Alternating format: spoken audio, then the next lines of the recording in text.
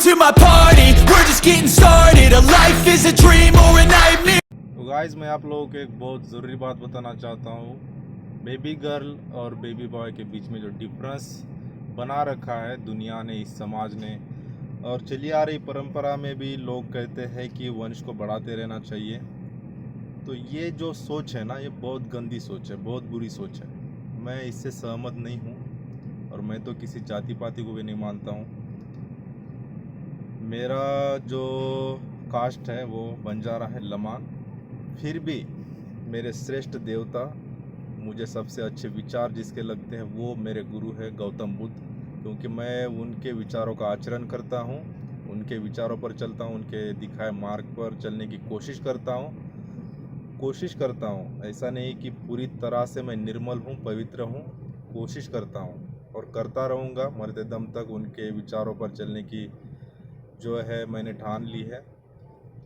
और मैंने 2 बार विपश्यना भी करी है, बहुत से वीडियो में मैंने बताया आप लोगों को, वो उसके बारे में हम डिस्कस भी करेंगे कि उसके क्या फ़ायदे होते हैं और क्या नहीं। तो कोई भी प्रकृति की जो चीज़ें करते हैं हम, नेचुरल चीज़ें आपके मन को शांति देती है, तो उससे कोई उम्मीद नहीं रखनी चाहिए। भगवान के आगे जाकर माथा टेकते हो तो आप सिर्फ अपने स्वार्थ के बारे में वहाँ पर प्रार्थना करके आते हो, लेकिन जब आप बोलोगे ना कि आप जो दोगे वो हमारे लिए सही रहेगा, तो मान लीजिए कि आपने आपने बेटा मांगा और आपको हो गई बेटी और सारे घर वाले हो गए नाराज़, ठीक है।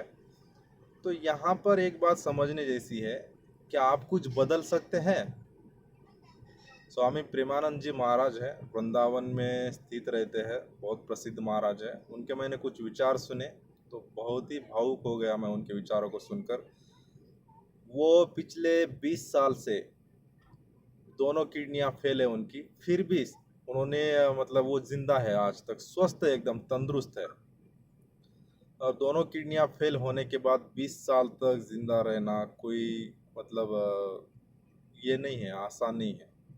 बहुत ही मतलब चमत्कार लगता है मुझे। और मतलब शब्दों में बयान नहीं कर सकता मैं कि प्रभु की जो महिमा है ना वो। और उनके विचार सुनने के बाद मुझे ये समझ में आया कि मान लो आपने बेटी की कामना करी, बेटे की, और आपको हो गई बेटी, तो ये सोच के चलिए ना कि आप तो कुछ बदल नहीं सकते। आपको अगर बेटी मिली है तो आपके लिए अच्छा ही होगा, इसलिए भगवान ने आपको वो बेटी दी होगी। तो ये धारणा बनाकर चलेंगे ना तो आपके विचार भी शुद्ध होते रहेंगे। और बेटी के घर में आने से या बेटे के घर में आने से क्या मतलब फ़र्क क्या होता है दोनों में? आपकी सारी ज़रूरतें, आपकी सारी खुशियों में हिस्सा लेने वाली बेटी होती है, एक माँ होती है, एक बहन होती है। तो उस नज़र से लोग देखना नहीं चाहते हैं, ठीक है।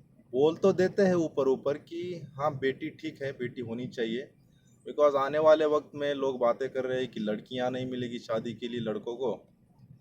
तो ऐसा तो हो नहीं सकता, इतनी लड़कियां होने के बाद भी वो अपने अपने कर्मों के ऊपर डिपेंड करता है कि लड़कों को लड़कियां मिलेगी या नहीं। अगर नहीं भी मिली तो ज़िंदगी तो रुक नहीं जाती है, लड़की की हो या लड़के की, इंसान को ज़िंदगी को जीना ही पड़ता है। तो सिर्फ संसार का भोग भोगने के लिए हमें लड़की की आवश्यकता होती है, ऐसा मानते हैं लोग, लेकिन उससे ऊपर भी बहुत सारी चीज़ें हैं दोस्तों। तो मेरे ख्याल से हमें जो है भेदभाव नहीं करना चाहिए लड़की और लड़के के बीच में। जो हमारे लिए हम जो मांगते हैं वो हमारे सहूलियत के हिसाब से हमें अच्छा लगता है, उससे हमें खुशी मिलेगी, इसलिए, और समाज में हमारी इज्जत रहेगी, इसलिए हम जो है भगवान से हमें जो पसंद है वो चीज़ मांगते हैं, राइट। लेकिन भगवान ने कुछ और ही दे दिया, मान लो छोटा या बड़ा दे दिया, तो उससे आप खुश नहीं होते हो, क्योंकि आपके मन के विरुद्ध हो गया सब कुछ। लेकिन अगर आप सब उसके ऊपर छोड़ दोगे ना कि वो जो देगा वो आपके भले के लिए ही देगा, आपके लिए जो सही है वही देगा, तो हर चीज़ को आप एक्सेप्ट करो ना और थैंक्स कहते रहो। जो देगा उसके बदले जो है सिर्फ भगवान को प्रशंसा चाहिए, मतलब भक्ति होनी चाहिए मन में उसके बदले। बाकी अपने आप रास्ता खुलता चला जाता है, ठीक है। तो आज के लिए बस इतना ही।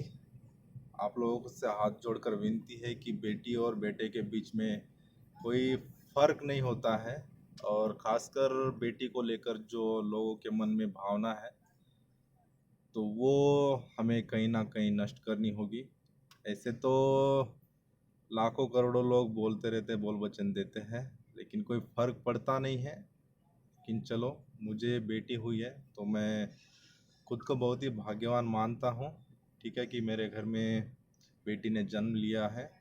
और मैं उस विचारधारा का इंसान बिल्कुल भी नहीं हूँ कि बेटा हो तो खुशी होनी चाहिए, बेटी हो तो खुशी नहीं होनी चाहिए, ठीक है। हम दो, हमारे दो, यही धारणा है। तो जो भी होगा, पहली बेटी हुई, दूसरा बेटा हो या बेटी, कोई लेना देना नहीं। बेटी हुई तो भी हम बहुत खुश हैं, बहुत, आप लोगों को बता नहीं सकते, क्योंकि घर में किसी का होना ज़रूरी है।